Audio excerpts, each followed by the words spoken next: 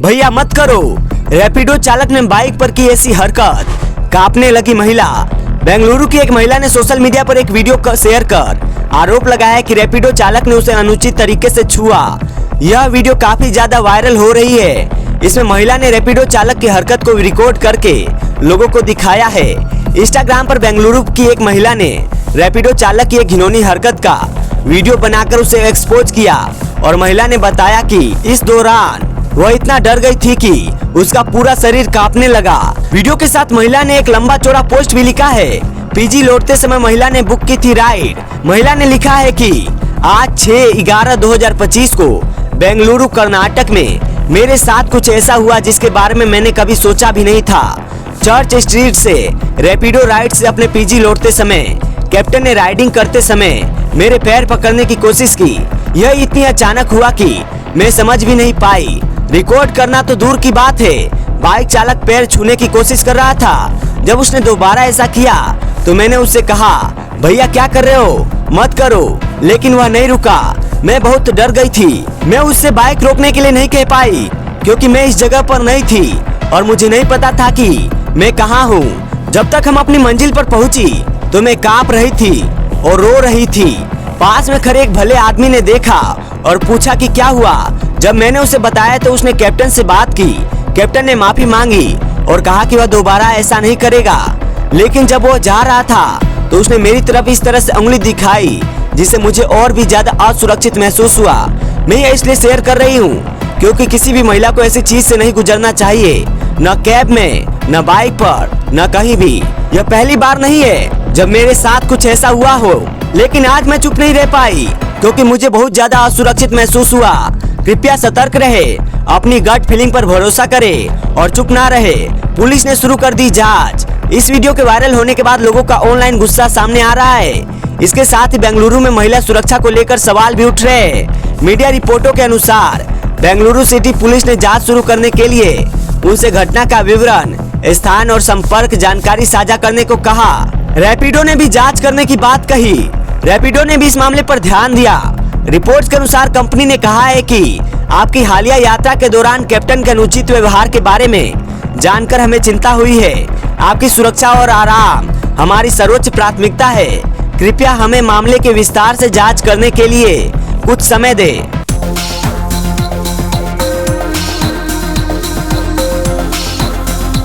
Delhi metro धमाके के बाद रेलवे पर हाई अलर्ट। टाटानगर से राउरकेला तक कड़ी सुरक्षा।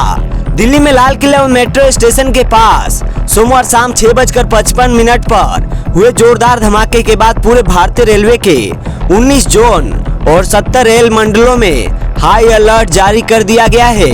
इसी के तहत चक्रधरपुर रेल मंडल के अंतर्गत आने वाले टाटानगर, चक्रधरपुर, राउरकेला, झारसुगुड़ा सहित सभी प्रमुख स्टेशनों पर सुरक्षा व्यवस्था कड़ी कर दी गई है।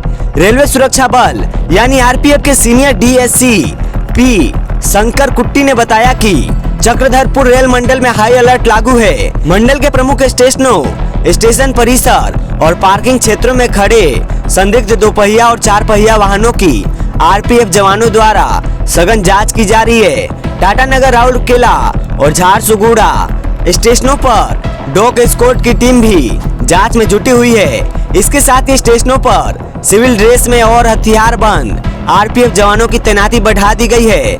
यात्रियों के सामानों की भी कड़ी जांच की जा रही है। हाई अलर्ट के मद्देनजर ट्रेनों में तैनात आरपीएफ जवानों को अतिरिक्त सतर्कता बरतने की और संदिग्ध यात्रियों और गतिविधियों पर नजर रखने के निर्देश दिए गए हैं। रेलवे प्रशासन ने यात्रियों की सुरक्षा सुनिश्चित करने के लिए विशेष निगरानी और मॉनिटरिंग करने का आदेश जारी किया है। रेलवे प्रशासन ने यात्रियों से अपील की है कि यदि किसी भी संदिग्ध व्यक्ति, वस्तु या गतिविधि की जानकारी मिले तो तुरंत रेलवे हेल्पलाइन या आरपीएफ को सूचित करें ताकि समय रहते कार्रवाई कर किसी भी अप्रिय घटना को रोका जा सके और यात्रियों की सुरक्षा सुनिश्चित हो सके।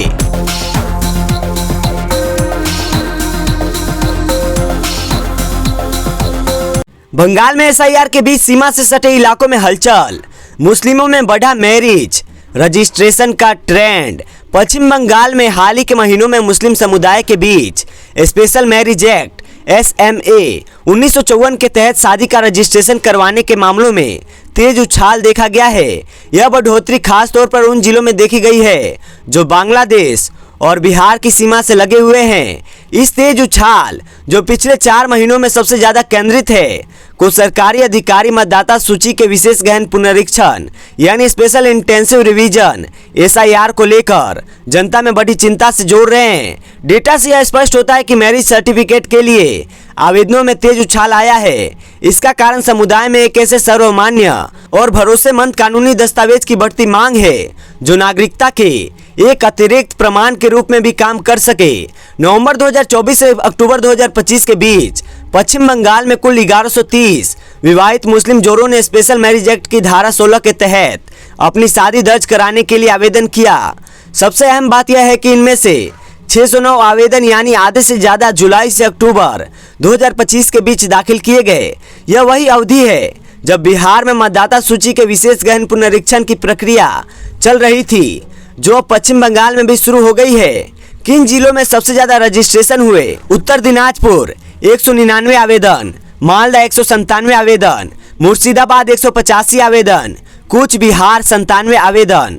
ये चारों जिले या तो बांग्लादेश या बिहार की सीमा से सटे हैं और कुल रजिस्ट्रेशन का बड़ा हिस्सा यहीं से आया है। इसके मुकाबले कोलकाता में सिर्फ 24 आवेदन हुए, जबकि झारग्राम 1 और कालिम्पोंग में 2 जैसे जिलों में संख्या बहुत कम रही। लोग स्पेशल मैरिज एक्ट की ओर क्यों जा रहे हैं? ग्रामीण इलाकों में मुस्लिम शादियां आमतौर पर 1876 के Bengal Mohammedan marriage and divorce registration act के तहत होती है। इनका रजिस्ट्रेशन सरकारी लाइसेंस वाले काजी या मुहर्रम रजिस्ट्रार MMR करते हैं, लेकिन अब बहुत से लोग स्पेशल मैरिज एक्ट को चुन रहे हैं। इसकी वजह है पुराने सिस्टम की दिक्कतें। काजी के सर्टिफिकेट का फॉर्मेट एक जैसा नहीं होता, पता या पहचान की जांच ठीक से दर्ज नहीं होती। कई सरकारी दफ्तर और निजी संस्थान ऐसे प्रमाण पत्रों को वैध सबूत नहीं मानते, जबकि स्पेशल मैरिज एक्ट के फायदे ये हैं कि इसके तहत जारी सर्टिफिकेट पूरे भारत में मान्य होता है। ये सरकारी स्तर पर पते और पहचान की जांच के बाद मिलता है। इससे कई जगहों पर नागरिकता का मजबूत प्रमाण भी माना जाता है। नवंबर 2025 से बंगाल में शुरू हुई SIR प्रक्रिया में मतदाताओं को अपनी पात्रता और पहचान साबित करनी होती है। इस दौरान उनके नाम और पते की तुलना 2002 की वोटर लिस्ट से की जाती है। अगर कोई दस्तावेज मेल नहीं खाता तो लोगों को अतिरिक्त पहचान और निवास प्रमाण पत्र देना पड़ता है। अधिकारियों का कहना है कि बिहार में चली SIR प्रक्रिया के बाद बंगाल के सीमावर्ती जिलों में भी लोग दस्तावेजों को लेकर चिंतित है। इसी कारण कई लोग अब शादी को स्पेशल मैरिज एक्ट के तहत रजिस्टर करा रहे हैं ताकि उनके पास मजबूत और भरोसेमंद सरकारी दस्तावेज रहे। नागरिकता को लेकर सतर्कता बढ़ी। यह रुझान दिखाता है कि अब सीमावर्ती इलाकों में लोग अपनी पहचान और नागरिकता को लेकर अधिक सावधान हो गए हैं। वे ऐसे दस्तावेज बनवाना चाहते हैं जो भविष्य में किसी भी सरकारी जांच या मतदाता सूची की प्रक्रिया में काम आ सके।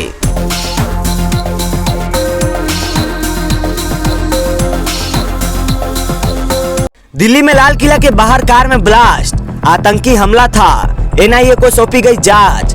अब तक क्या क्या हुआ? दिल्ली के लाल किले के पास 10 नवंबर को कार में हुए ब्लास्ट की जांच राष्ट्रीय जांच एजेंसी NIA को सौंप दी गई है। यह जानकारी मंगलवार को अधिकारी ने दी। कार में हुए इस पूरे घटनाक्रम की शक की सुई आतंकी हमले की ओर इशारा कर रही है। इस घटनाक्रम में अब तक 13 लोगों की मौत हो चुकी है। अब तक का महत्वपूर्ण सुराग यह है कि कार कश्मीर के एक डॉक्टर की थी, जो कथित तौर पर कुछ दिन पहले दिल्ली के पड़ोसी शहर फरीदाबाद में पकड़े गए एक आतंकी मॉड्यूल से जुड़ा हुआ है। UAPA के तहत केस दर्ज। इस पूरे घटनाक्रम को दिल्ली पुलिस ने गैर कानूनी गतिविधियां रोकथाम अधिनियम यानी UAPA के तहत केस दर्ज किया है। इस कानून का उपयोग आमतौर पर राष्ट्रीय सुरक्षा को खतरा पहुंचाने वाली गतिविधियों में किया जाता है। PM मोदी ने इस घटना पर क्या कहा? प्रधानमंत्री नरेंद्र मोदी ने इस देश से वादा किया है कि विस्फोटक के पीछे जो भी षड्यंत्रकारी ताकत शामिल है उन्हें बख्शा नहीं जाएगा। PM मोदी ने यह संदेश भूटान से दिया है। पुलवामा से जुड़े ब्लास्ट के तार। अब तक हुई जांच में पाया गया कि जम्मू कश्मीर के पुलवामा के रहने वाले डॉक्टर उमर उन नबी नाम के एक डॉक्टर फरीदाबाद में गिरफ्तार किए। जम्मू कश्मीर के 2 अन्य डॉक्टर के संपर्क में था। उमर पुलवामा का रहने वाला था। फरीदाबाद मॉड्यूल का खुलासा होने के बाद गिरफ्तार डॉक्टर मुजम्मिल शकील भी पुलवामा का रहने वाला था। फरीदाबाद को लेकर हुई गिरफ्तारी के बाद से उमर लापता है। फरीदाबाद में हुई छापेमारी में भारी विस्फोटक बरामद किया गया है। क्या उमर चला रहा था कार? दिल्ली में जिस i20 कार में विस्फोट हुआ है उसे शायद उमर उन नबी चला रहा था। ये जानकारी अधिकारियों ने नाम छापने की शर्त पर मीडिया में दी है। कार में विस्फोट सिग्नल के पास हुआ है। इस दौरान कार की स्पीड बेहद धीमी बताई जा रही है। अधिकारियों की माने तो उमर उन नबी ने अपने दोस्तों की गिरफ्तारी के बाद विस्फोट को अंजाम दिया होगा, ऐसा अनुमान लगाया जा रहा है। हादसे के बाद से उमर लापता बताया जा रहा है। यही वजह है कि शुरुआती जांच में आत्मघाती हमले के एंगल को हवा मिली है। उमर की मां का होगा डीएनए टेस्ट। ब्लास्ट के बाद से हर एंगल की सतही पड़ताल की जा रही है। उमर के परिवार के सदस्यों में उसकी मां को भी जांच के लिए बुलाया गया है। उनका डीएनए टेस्ट लिया जाएगा, इससे यह पुष्टि हो सके कि उमर मृतकों में शामिल तो नहीं है। अब तक सभी शवों की शिनाख्त नहीं हो सकी है। अधिकारी मान रहे हैं कि शुरुआती जांच में उमर कार चला रहा था, संभवतः उसकी मौत हो चुकी है। शवगृह में डॉक्टर से उसकी पूछताछ की जा रही है। पुलिस की जानकारी माने तो इस पूरे हादसे में पुलिस ने बताया कार के मालिक का पता लगाने के दौरान फरीदाबाद कनेक्शन का पता चला है। अधिकारियों का कहना है कि उमर तक पहुंचने में काफी मशक्कत करनी पड़ी। कार सलमान नाम के एक शख्स के नाम पर रजिस्टर है। इसने यह कार देवेंद्र नाम के एक व्यक्ति को बेच दिया था। दोनों को हिरासत में लिया गया है। देवेंद्र ने बताया कि इस कार को तारिक नाम के एक व्यक्ति को बेच दिया था। इधर जांच अधिकारियों का कहना है कि जब हम तारिक की तलाश कर रहे थे तो हमें पता चला कि कार आखिरी बार उमर के पास थी। दिल्ली ब्लास्ट का फरीदाबाद लिंक कैसे मिला? दरअसल पुलिस ने डॉक्टर उमर उन नबी की पहचान फरीदाबाद के धौज और फतेहपुर तगा गांव से लगभग 2900 किलोग्राम विस्फोटक और ज्वलनशील पदार्थ की बरामदगी से जुड़े प्रमुख गुर्गों में से एक के तौर पर की थी। उमर ने फरीदाबाद के एक किराए के कमरे से विस्फोटक सामग्री लाकर दिल्ली में इस्तेमाल की थी। उमर पिछले 3 सालों से फरीदाबाद के अल फलाह मेडिकल कॉलेज में बतौर डॉक्टर काम कर रहा था। ये वही संस्थान है जहां फरीदाबाद आतंकी मॉड्यूल मामले में गिरफ्तार डॉक्टर मुजम्मिल शकील भी काम करता था। इसके अलावा इसी मामले में गिरफ्तार एक अन्य डॉक्टर जम्मू कश्मीर के अनंतनाग स्थित सरकारी मेडिकल कॉलेज के पूर्व सीनियर रेजिडेंट आदिल अहमद ने लाला किला ऑपरेशन की योजना बनाने में सक्रिय भूमिका निभाई थी। पुलिस उनसे जुड़े सुराग का पता लगाने के लिए सीसीटीवी खंगाल रही है, जिससे ये पता लग सके कि क्या वे अमोनियम नाइट्रेट प्लांट करने के लिए एक साथ दिल्ली गए थे। इधर फरीदाबाद के सहायक पुलिस आयुक्त वरुण दहिया की माने तो ये नेटवर्क बहुत बड़ा है। इसकी गहन जांच चल रही है। पुलिस पता लगा रही है कि डॉक्टर उमर उन नबी फरीदाबाद में कितने समय से काम कर रहा था, किन लोगों से वो जुड़ा हुआ था। इनके अलावा जांचकर्ताओं ने बताया कि उमर और शकील ने धौज में 1200 और 1400 के हिसाब से 2 मकान किराए पर लिए थे। दोनों ने 2-2 महीने की सिक्योरिटी डिपॉजिट भी जमा किया था। दोनों मिलकर ही विस्फोटक पदार्थ को जमा करते थे। क्या गलती से हुआ विस्फोट? इसके अलावा जांचकर्ता पता लगाने में जुटे हैं कि क्या लाल किले में विस्फोट कार में लगे किसी उपकरण से हुआ था जो गलती से फट गया। जिस तीव्रता से ये विस्फोट हुआ है उसमें उच्च इंटेंसिटी वाले विस्फोटक का इस्तेमाल हुआ था। अब तक जम्मू कश्मीर पुलिस ने छापेमारी में उमर उन नबी के 3 परिजनों समेत 6 लोगों को गिरफ्तार किया है। पिछले 5 दिनों से जम्मू कश्मीर पुलिस ने दर्जनों घरों में छापेमारी की है।